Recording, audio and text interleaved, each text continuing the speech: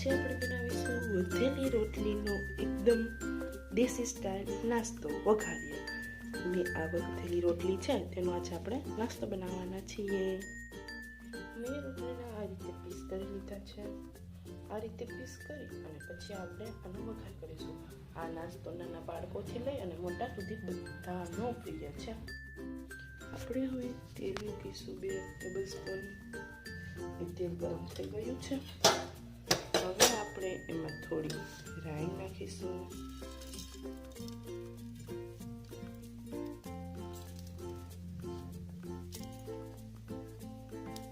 રાઈને આપણે આ રીતે ફૂટવા દઈશું.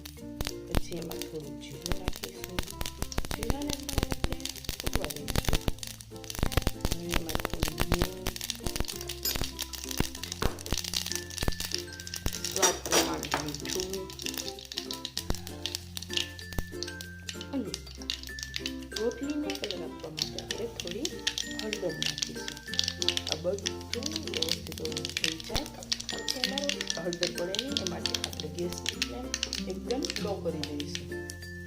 હવે ત્યારબાદ આપણે રોટલીના પીસ કરેલા તે એમાં નાખીશું.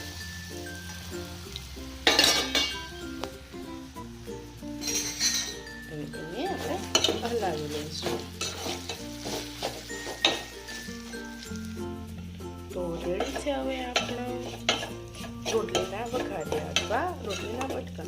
જો નાના બાળકોને આપવાના હોય તો આ રીતે જ રાખવા, મોટા વડીલોને આપવાના હોય તો પણ આ રીતે રાખવા.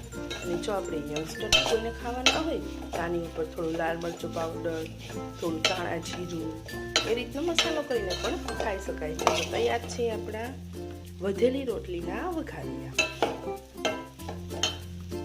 હવે આપણે ગેસને બંધ કરી દઈશું અને આને ચા સાથે, દહીં સાથે અથવા સોસ સાથે લઈ શકાય છે. Thank you for watching my video. જો તમને મારો વિડીયો ગમ્યો હોય તો શેર કરો, લાઈક કરો અને સબસ્ક્રાઈબ કરો.